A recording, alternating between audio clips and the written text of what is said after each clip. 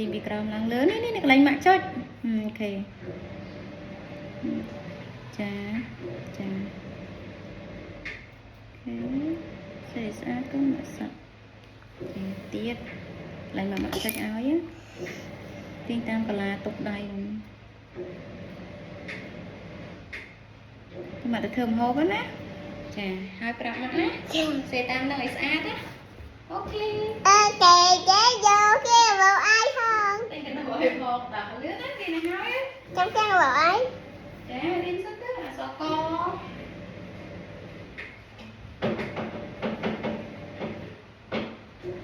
về hai bạc mà mi không á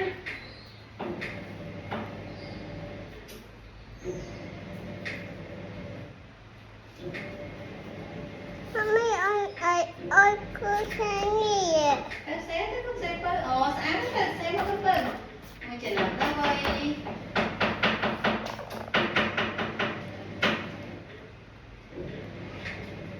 mà ơi cô ở sợ gọi trang baby chà